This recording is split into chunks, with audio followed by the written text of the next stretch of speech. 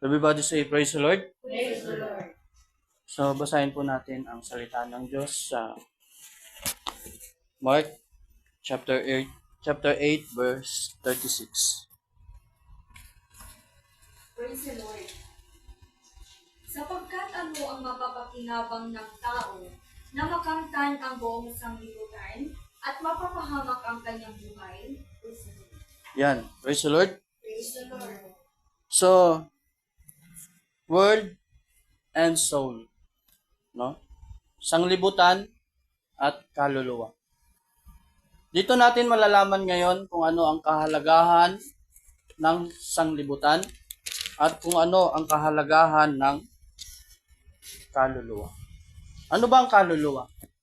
Ano ba ang soul? Basahin natin sa Genesis 2 verse 7. Praise the Lord. At inalam ng Panginoong Diyos ang tao sa alabok ng lupa at hiningahan ang kanyang mga butas ng ilong ng hininga ng buhay at ang tao ay naging kaluluwang may buhay. Yan, praise the Lord. Praise the Lord. So ang kaluluwa pala ay nanggaling sa hininga ng buhay. Hiningahan ng Diyos ang butas ng ilong ng tao ng hininga ng buhay. At ang tao ay naging kaluluwang may buhay. Praise the Lord. So, mapapansin natin, kapag ang isang tao ay namatay na. Kapag ang tao ay namatay na, wala na po siyang hininga. Wala na po siyang hininga. At ang kaluluwa niya ay hihiwalay sa kanyang katawan. Kasi buhay. Buhay kasi yung kaluluwa. Kaya yung kanyang kaluluwa hihiwalay sa kanyang katawan. Kaya hindi tayo itinulad ng Diyos hayop. No? Bakit? Ang hayop, merong buhay. Merong hininga. Pero wala siyang kaluluwa. Wala silang kaluluwa. Ang mga puno, may buhay. Ang mga halaman, may buhay. Tumatagal sila ng ilang taon, lumalaki, bumubunga dahil meron silang buhay. Pero wala silang kaluluwa. So, ganun yung pagpapahalaga ng Diyos sa tao. Ang tao, mayroong kaluluwa. Alam na po natin kung ano yung kaluluwa. Yung kaluluwa nanggaling sa hininga ng buhay, which is yung hininga ng Diyos. Hiningihan ng Diyos ang butas ng ilong ng tao. Ang mga butas ng ilong ng tao, paghinga ng ganun, naging isang kaluluwang buhay. Breath of life. Meaning to say, breath of life. Diba? Kung wala tayong breath, wala tayong hininga, tayo ay patay. Mamamatay tayo kapag wala tayong hininga o hindi tayo hihinga o hindi tayo humihinga. So, yun po yung soul. Dako naman tayo sa word. Dako naman tayo sa sanglibutan. Ano ba ang sanglibutan? Basahin po natin sa 1 John 2:16. Praise the Lord. Sapagkat ang lahat na nasa sanglibutan, ang masamang kita ng laman, at ang masamang kita ng mga mata, at ang kapalaluan sa buhay, ay hindi mula sa Ama, kundi mula sa sanglibutan. Yan, praise the Lord. Ano po yung topic natin? What shall profit a man if he shall gain the whole world and lose his own soul? So ang pinapaliwanag po natin ngayon is yung word, yung sanglibutan. So ano ba yung nasa sanglibutan? O ano ba yung sanglibutan? sabi dito sa verse 1 John 2 verse 16, sapagkat ang lahat na nangasa sanglibutan, ang masamang pita ng laman, at ang masamang pita ng mata, at ang kapalaluan sa buhay ay hindi mula sa Ama, kundi sa sanglibutan. Praise the Lord. Ibig sabihin yan, to gain the whole world, no, not only in profession. No? To gain the whole world, not only in wealth or riches. To gain the whole world, not only in popularity o kasikatan. No? But also in these three things na nasa sanglibutang ito. Ibig sabihin yan, pag nasa sayo ang tatlong bagay na ito, ginigain mo ang sanglibutan. Praise the Lord. Ginigain mo ang sanglibutan. Pag nasa sayo ang tatlong bagay na ito, lust of the flesh, lust of the eyes, and the pride of life. Kapag meron kang lust of the flesh, no? Kapag meron kang pita ng laman, anong iiral sa'yo? No? Pag nasa laman ka, ano ang umiiral sa'yo? Kahinaan. Weaknesses. Ano bang maaring maging weaknesses ng isang tao? No? Ang pinaka number 1 na weaknesses ng tao, no, ay ang pakikiapid or fornication sa sanglibutan ito. Kung binata ka, ang tawag doon, fornication. Kapag may asawa ka, ang tawag doon, pakikiapid. No? Yan, ang number 1. Kaya maraming pamilya, no? Maraming pamilya na nawasak. Alam niyo yung kanta nasa sanglibutan? Kay rami ng matang pinaluha. No, kay rami ng winasak na tahanan. Bakit? Dahil sa pita ng laman. Praise the Lord. Dahil sa pita ng laman. No? Ang laman, walang pinipili. Diba? Sabi pa nga, age doesn't matter. No? Sabi pa nga, love is blind. May ngipin man o wala, no? Matanda man o bata, maganda man o pangit, basta't matugunan lang ang pita ng laman, no? Gagawin niya ang kagustuhan ng kanyang laman. Praise the Lord. So yun po yung lust of the flesh. Ano naman yung lust of the eyes? No? Lust of the eyes. Ang mata natin, no, marami nakikita. Ang mata natin, walang kakontentuhan. Lalo na ang mata natin, mainggitin. Praise the Lord? Mainggitin ang mata natin. Bakit? Ano makita mo sa kapwa mo? Ay, gusto ko rin magkaroon yan. Ano makita mo sa kapwa mo? Nag-i-improve yung kapwa mo. Sa halip na magpasalamat ka dahil nag-i-improve yung kapwa mo. No? Anong gagawin mo? Sisiraan mo. Imamarites mo. Ay, yung tao na yan, kaya yan sila nagkaroon ng ganyang bahay dahil inutang lang nila yan. Kaya yan sila nakapatayo ng ganyang kalaking bahay dahil inutang lang nila yan, tapos yung utang nila hanggang ngayon, hindi pa nila nababayaran yan. Bakit? Dahil sa inggit mo, sa kapwa mo. No? Kahit walang ginagawang masama yung tao, gagawin mong may ginagawang masama. Dahil sa inggit mo. No, dahil ganon ang mata. Walang kakontentuhan ng mata. Makasalanan ng mata. No? In every twinkle out of your eye, no? Sa isang kisap mata.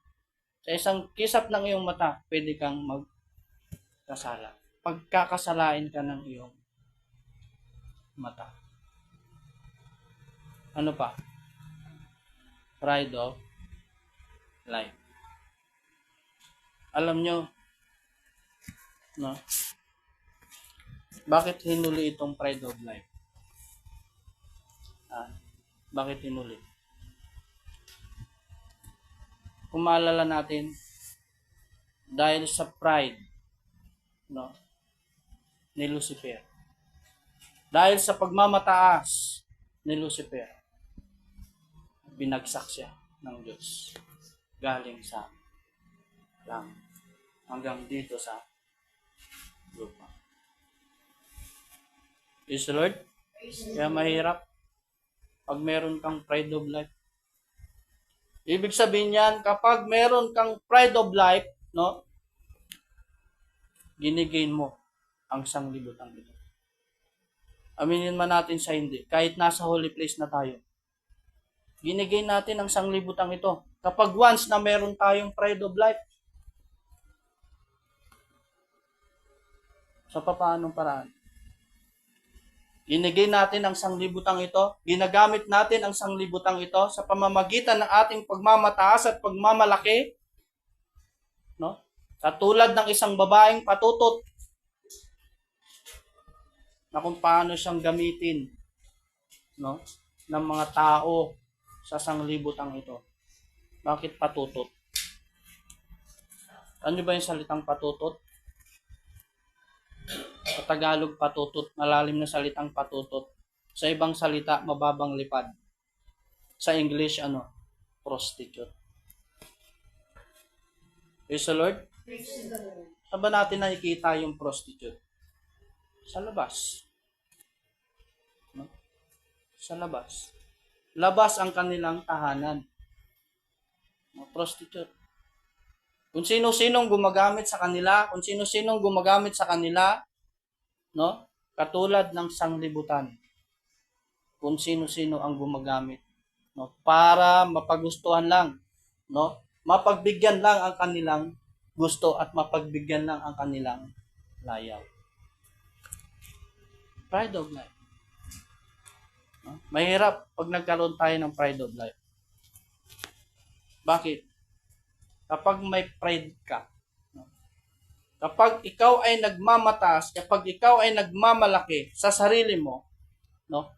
Aariin mo sa sarili mo na ikaw ay marunong.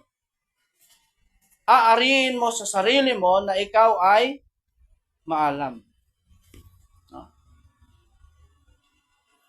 Aariin mo sa sarili mo na mas marunong ka pa kaysa sa kanya. Bakit ako maniniwala sa iyo? Mas marunong pa nga ako kaysa sa iyo. Bakit? Baga, sa ibang term ng salita, mayabang. Pride. Mayabang. Pride.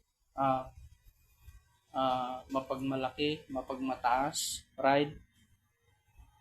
No?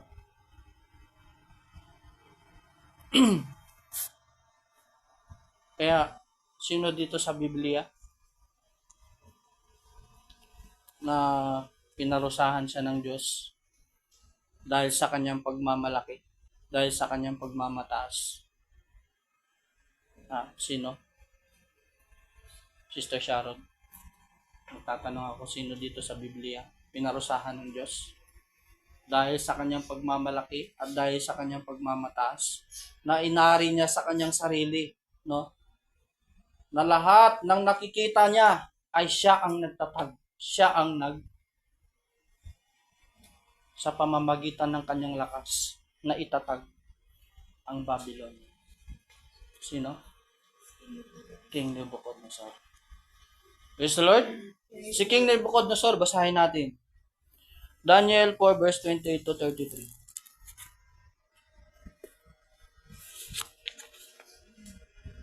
Praise the Lord. Verse 28. 28 to 32. Praise the Lord. Lahat ng ito'y sumapit sa hari Nabucodonosor. Sa katapusan ng 12 buwan, ay lumalakad siya sa palasyo ng hari sa Babylonia. Ang hari ay nagsalita at nagsabi, "Hindi ba ito ang dakilang Babylonia na aking itinayo, na pinakatahan ng hari, sa pamamagitan ng lakas ng aking kapangyarihan, at sa ikaluluwalhati ng aking kamahalan?"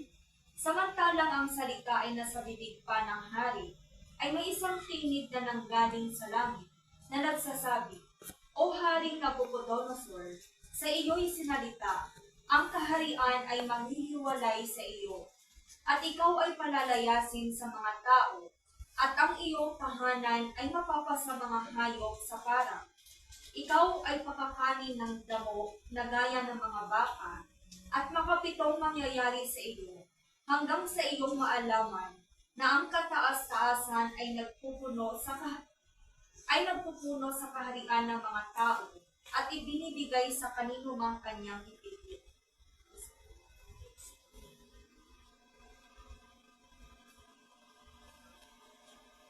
Saan ka? Hanggang saan ka? Hanggang 33. Tuloy mo hanggang 33. Praise the Lord.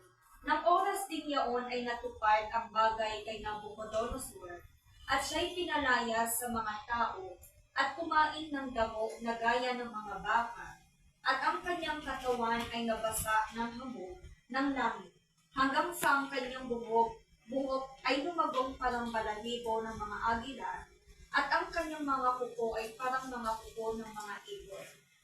Yan, praise the Lord. Imaginin po natin yung parusa ng Diyos sa kanya. No? Kung isipin natin yun lang yung naging kasalanan niya.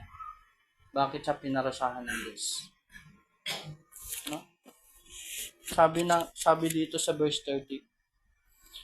Ang hari ay nagsalita at nagsabi, "Hindi baga ito ang dakilang Babylonia na aking itinayo, na pinakatahan ng hari sa pamamagitan ng lakas ng aking kapangyarihan?" No? Ni-inches niya doon yung kanyang sarili. No? Pinapakita niya, pinakikilala niya, no? Nasa pamamagitan ng kanyang sariling kapangyarihan, kanyang sariling lakas, na itayo ang Babylon. Yan. Doon nagalit ang Diyos. Kaya siya pinarusahan. Imagine yung parusa sa kanya. Naging katulad siya ng ox, yung sabi niya dito. Oxen. Naging katulad siya ng oxen. No? 7 times pa yung ginawa sa kanya ng Diyos. Yung kanyang buhok, umaba. No? Yung kanyang mga kuko, umaba. No? Ang kanyang buhok ay naging tulad ng balahibo ng agila, at ang kanyang kuko, no, ay humaba, at kumakain siya ng damo sa para. Bago niya na-realize, no, ang kanyang pagkakamali, naparusahan na siya ng Diyos. Ganon tayong tao eh. No, ganon tayong tao. Hindi natin marirealize, no, nasa pride of life na pala tayo, nasa point na tayo nagmamalaki na pala, nagmamataas na pala, kung hindi tayo papaluin ng Diyos, hindi tayo paparusahan ng Diyos, hindi papamulat ng Diyos sa atin na tayo pala ay nagmamalaki na, nagmamataas na pala. No? Kaya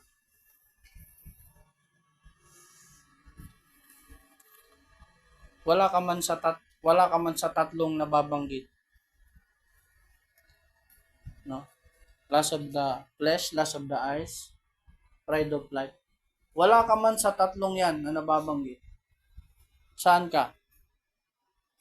Ha?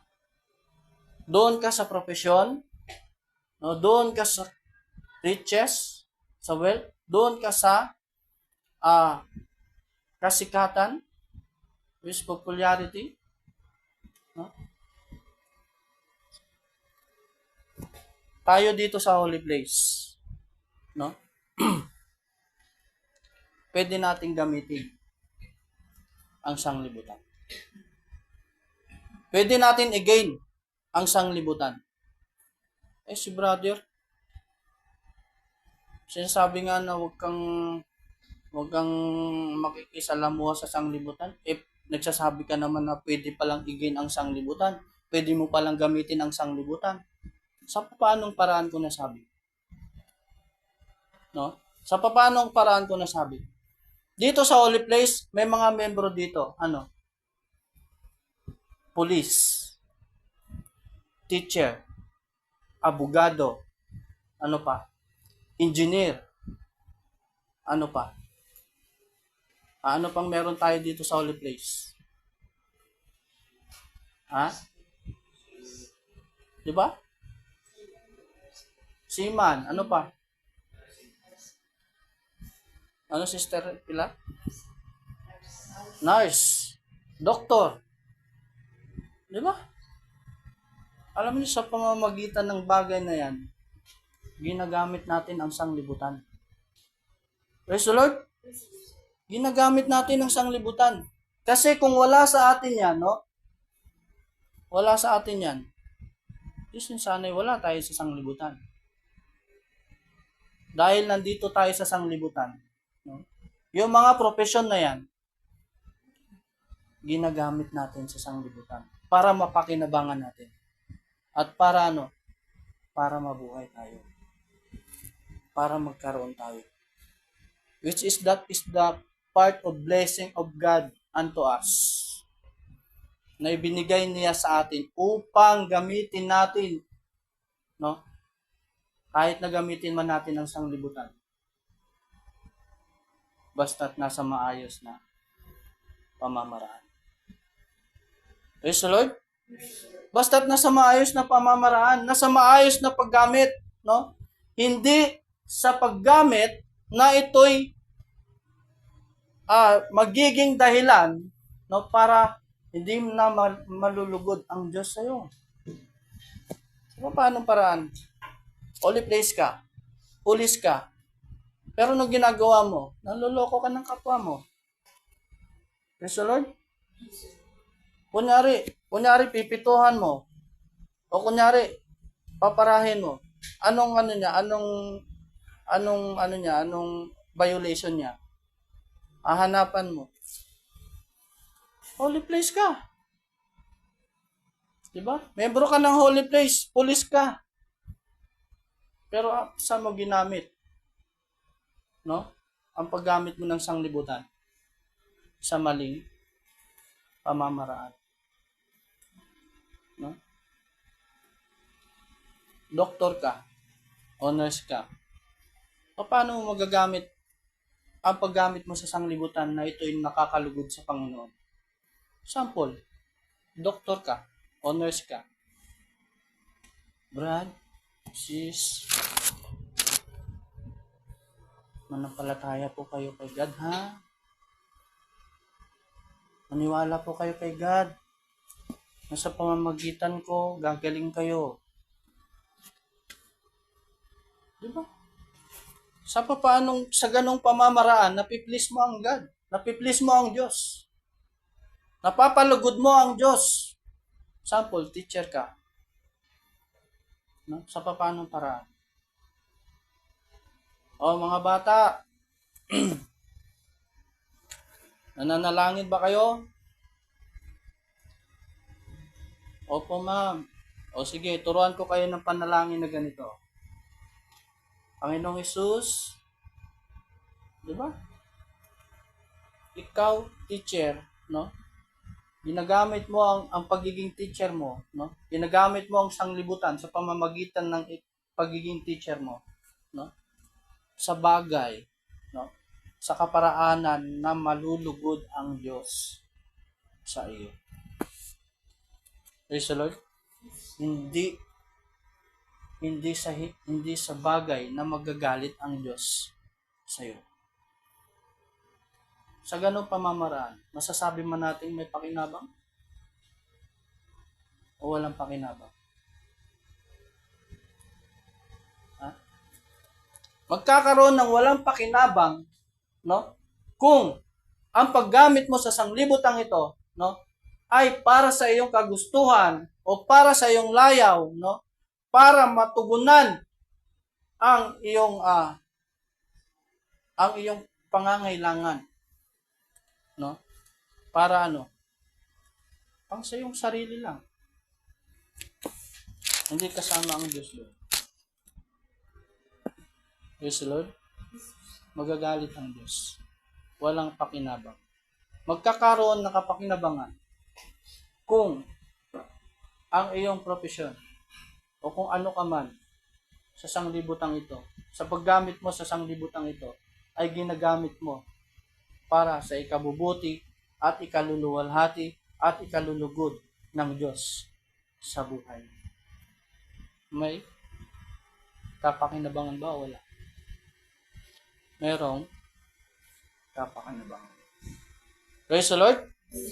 So, ganun po sa paglilingkod natin kay Lord Jesus Christ. No?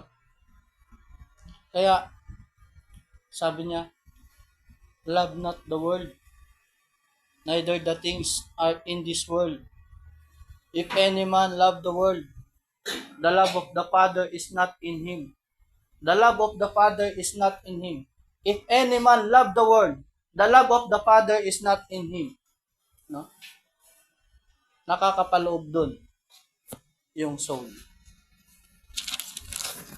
Nakakapaloob dun yung soul. No? Bakit? What shall a profit a man if you gain the whole world and lose your own soul? No? Anuin mo na maging professional kang tao. Anuin mo na maangkin mo ang buong mundong ito, ang buong sanglibutang ito, kung mapapahamak ang iyong kaluluwa. Oo, sige, sabihin natin nasa magarang buhay ka. Maganda ang buhay mo dahil sa profesyon mo. Maganda ang buhay mo. Mayaman ka. No? Hindi ka naghihirap. How about your soul? Praise the Lord. How about your soul? Kamusta ang iyong kaluluwa? Doon na nga lang sa paggawa mo sa tatlong bagay, no? Sa mundong ito, lust of the flesh, lust of the eyes, and the pride of life, nakasalalay na doon yung kaluluwa natin, no? Lalo pa kaya sa maliit na bagay na profession lang, no? How about our soul? Alam ba natin na mahalaga ang kaluluwa natin sa Diyos? No? Kaya sabi niya, for God so loved the world that He gave His only begotten Son, that whosoever believeth on Him should not perish but have everlasting life. Dahil bakit? Mahalaga ang kaluluwa natin sa ating Panginoong Diyos. Kasi hindi naman natin ang magsasuffer eh. Pagdating ng araw eh. Hindi naman natin ang magsasuffer at the end of the day. No? Hindi naman natin ang magsasuffer. No? Kapag dumating ang judgment day, ang last day, ang huling araw. Ano ang magsasuffer? Yung kaluluwa natin. Praise the Lord. Nakita ba tayo ng tao na laman? Flesh? Nandun sa impyerno? Nakita ba tayo? Wala. Walang flesh na pumupunta sa impyerno kundi yung soul. Yung kaluluwa. Kaya nga sabi niya, gumawa ka ng mabuti. No? At mabuhay ka. Bakit? Yung paggawa mo ng mabuti, no? Yun yung magiging puhunan mo. Yun yung magiging puhunan mo kapag once na ikaw ay namatay na. Alam nyo, hindi natin sinasabi na ang buhay natin ay tatagal sa mundong ito. Darating ang araw, mamamatay tayo. No? How about our soul? Ang tanong, paano ang ating kaluluwa? Nung buhay pa ba tayo? Gumawa ba tayo ng mabubuting gawa? Gumawa ba tayo na nakalulugod sa ating Panginoong Diyos? No? Nung buhay pa ba tayo? Nakagawa ba tayo ng bagay na kung saan ay naging puhunan natin para mapulugdan natin ng Diyos? No? Kaya, mapalad po tayo. Dahil bakit?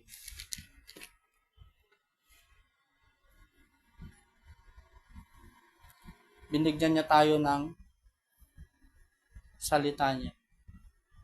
Minulat niya tayo sa katotohanan. No? Love not the world, neither the things are in this world. If any man love the world, the love of the Father is not in him. Pag sinabi mong is not in him, no? Maaaring hindi kanya na mahal. Kapag gumawa ka, no, ng bagay na hindi nakalulugod sa ating Panginoon Diyos. Kapag ginamit mo ang sanglibutan, no, sa pamamagitan ng maling pamamaraan, the love of the Father is not in him. Maaring iwanan ka ng Diyos, no? Maaring hindi ka niya mahal, maaring itakwil ka ng Diyos, no? Biyaan ko kamo. Diba sabi niya? Biyaan ko kamo. Biyaan ko kamo. Dahil bakit?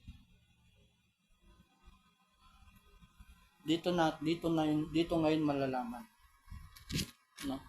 Kung ano ang mas matimbang, kung ano ang mas pakinabang sa buhay ng bawat isa sa atin. Totoo. Huwag natin sabihin na bubuhay tayo, no? Hindi sa sanglibutang ito. Huwag natin sabihin. Kasi nabubuhay tayo, nandito tayo sa sanglibutan. No? Paano natin nasabi? Paano ko nasabi? Mismo ang Diyos, inilagay niya ang sanglibutan sa puso natin. Kaya kahit nandito ka man sa loob ng simbahan, nasa sanglibutan ka dahil bakit? Ang puso mo, no?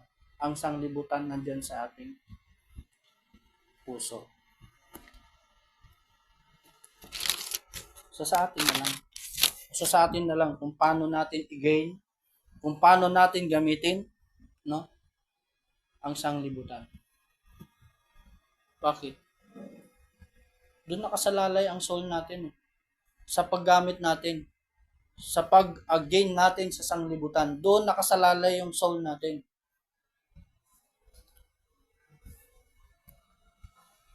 Kaya sa paglilingkod natin kay Lord Jesus Christ, be wise po tayo. Dahil bakit? Mismo tayo, no, sa ating sariling pamamaraan kung paano natin i-gain ang sanglibutang ito o kung paano natin i-gain, gamitin ang ating abilidad o anuman meron tayo o profession man meron tayo, no? Ingat po tayo. Bakit? Mismong si Solomon, di ba? Mismong si Solomon sa pamamagitan ng kanyang katalinuhan, yung kanyang katalinuhan, yun din ang nagpamangmang sa kanya. Praise the Lord. Di ba? Matalino nga siyang tao. Matalino siyang hari. Binigyan siya ng Diyos ng pusong matalino. Binigyan siya ng Diyos ng katalino. Ano lang yung iningi niya sa Diyos? Ha? Ano yung iningi niya sa Diyos? Ha? Katalinuhan. Diba? Kaya, sa pag-handle natin o sa pag-manage natin o sa pag-gain natin, sa mga pamamaraan ng pag-gamit natin, no, ng ating tinatangkilik o ng ating kabuhayan, ng anumang meron tayo, siyasatin natin. Siyasatin natin ang buhay, ang sarili natin kung paano natin ito ginagamit, no, sa harapan ng ating Panginoong Hesus Kristo. Dahil bakit? Ano yung sinabi niya, no, ni King David? No? Yung kaluluwa. Ano ba yun?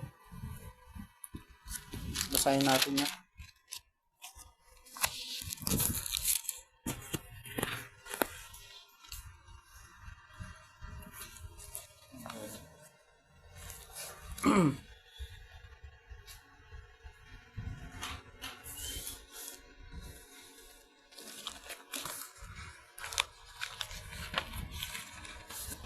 Basahin natin sa Psalms 35 verse 9. Praise the Lord. At ang aking kaluluwa ay magagalak sa Panginoon, magagalak na mainam sa kanyang pagliligtas.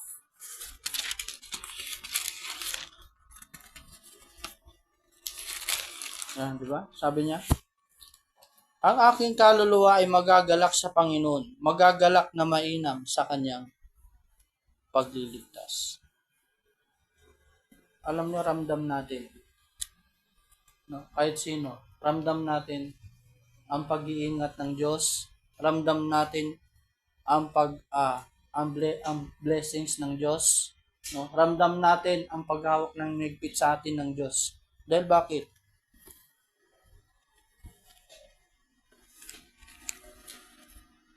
Ligtas tayo. Praise the Lord. Ligtas tayo. Ligtas tayo sa kapamakan. Ligtas tayo sa mga nakikita nating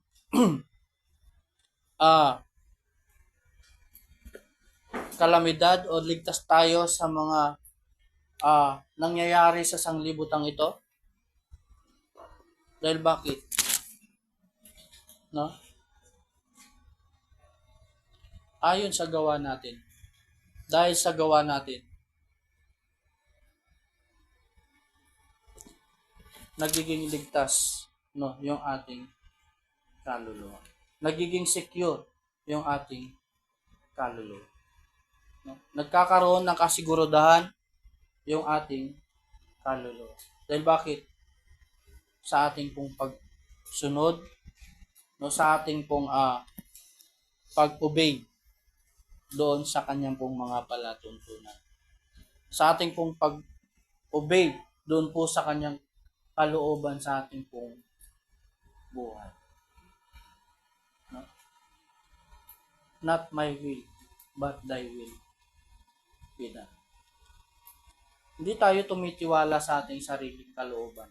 Hindi tayo tumitiwala sa ating sariling kagustuhan, kundi sa kagustuhan at kalooban ng ating pong Panginoong Diyos. Doon tayo tumitiwala.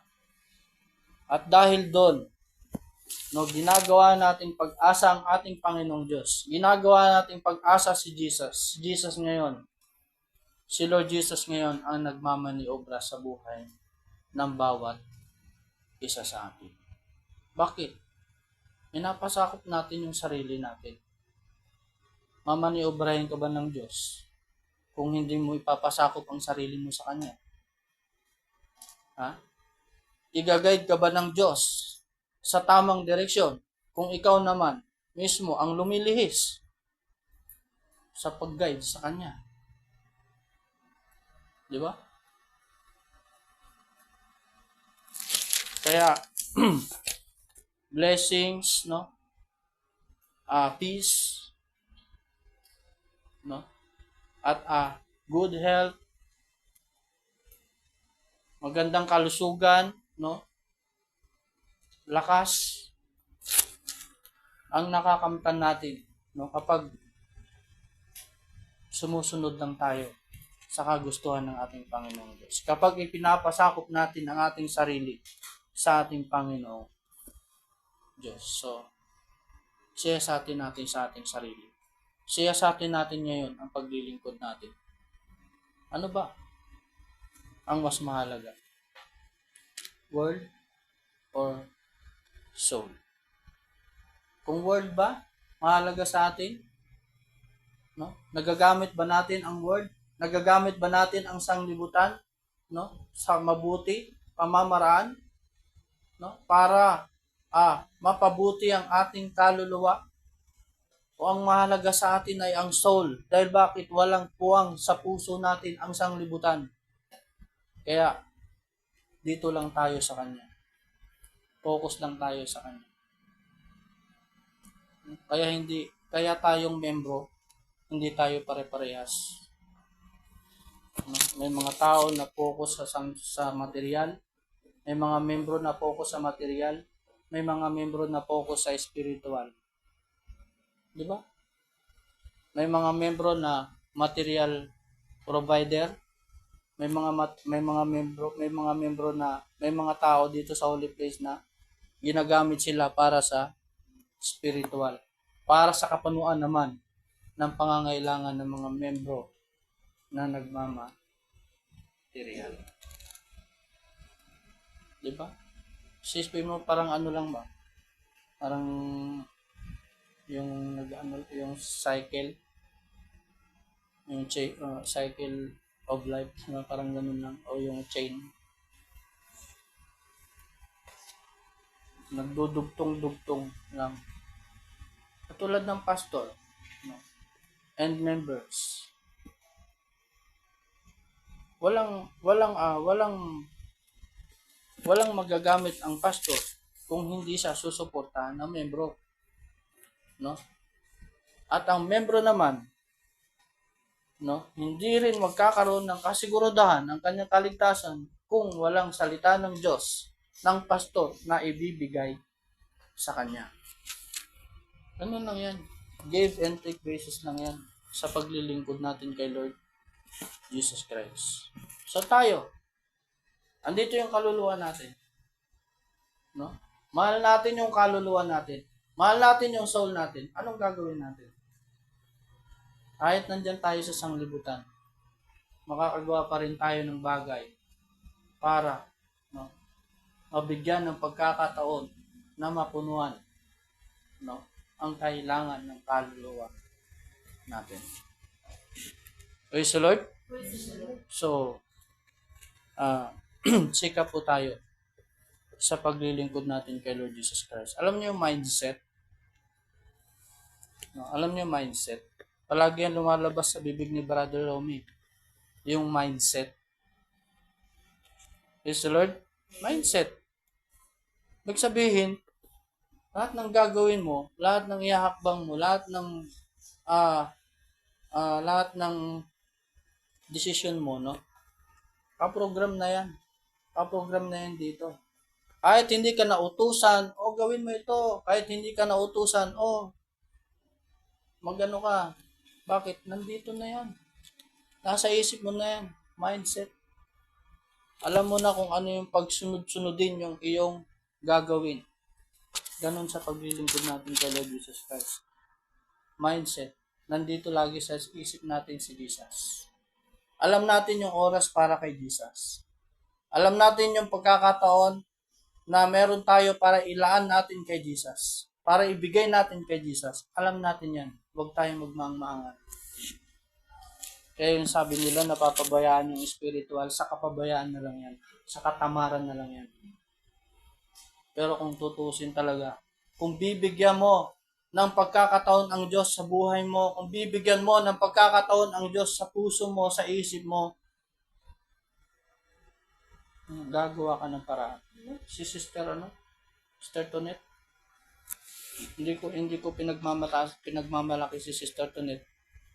Di ba late na siyang pumasok? Pero bakit nagsisimba pa rin siya kahit late na? Kasi yung mindset niya. Nandun yung sa isip niya. Lord, kahit na late ako, sige, simba pa rin ako. Bakit? Alang-alang sa'yo. Alang-alang sa kaligtasan ng kaluluwa ko. Alang-alang sa kaluluwa ko. Dahil bakit? Mahal ni Sister Tonet yung kaluluwa niya eh. Praise the Lord. Kahit sino sa atin, mahal natin yung kaluluwa natin. Ayaw natin mapahamak yung kaluluwa natin. No? Kaya, nagsisikap po tayo kahit malayo tayo. Nagagawa natin magsimba. Hindi hadlang ang traffic. Di ba, Sister Pilar? Hindi hadlang ang traffic. Kahit na pabango ko, anong pabango mo? Bango mo. Pagdating mo sa kalsada, burutan ka ng yung jeep na makapal ang usok. Di ba? Hindi hadlang. Bakit? Nasa isip na natin yan. Alang-alang sa kaluluwa natin. No? Sa ganung bagay,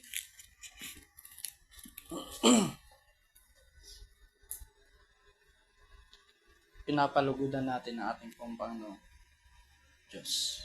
Nalulugod si Lord Jesus Christ sa bawat isa sa atin kapag nakikita niya na nagsisikap tayo. No? Kapag nakikita niya na pinapahalagahan natin siya. Kapag nakikita niya na inuuna natin siya. Ang sabi niya, seek ye first the kingdom of God and His righteousness, and all these things shall be added unto you. Kaya hindi ka lugihan. No? Wala na akong gasolina. Matutuyo na yung motor ko. Wala na akong gasolina. Anong gagawin ko? Magsisimba ba ako? Hindi. Wala na akong gasolina. Wala na akong gas. Dahil hindi hadlang. No? Ay, late na ako. Malilate na ako. No? Ang gagawin ko? Hindi hadlang. Kaya, sa paglilingkod natin kay Lord Jesus Christ, it must be siyasatin natin, suriin natin sa sarili natin, no? Kung saan tayo. Kung ano ang mas mahalaga sa atin. No? Yung soul ba natin? O yung sanglibutang ito? Kung papalaga natin ang sanglibutang ito, na mawawala naman ang buhay natin, na mawawala naman ang soul natin, tawag ito, malulos naman yung soul natin, ano pakinabang? No? Mas better na kahit na napapakinabangan natin ang sanglibutang ito, pero yung pagpapahalaga natin sa ating Panginoong Kristo, no? Ibinibigay natin sa Kanya at least yung ating soul, no, nakifeel natin na secure sa kamay ng ating Panginoong Yesu Kristo. Praise the Lord! Tayo po tayong lahat.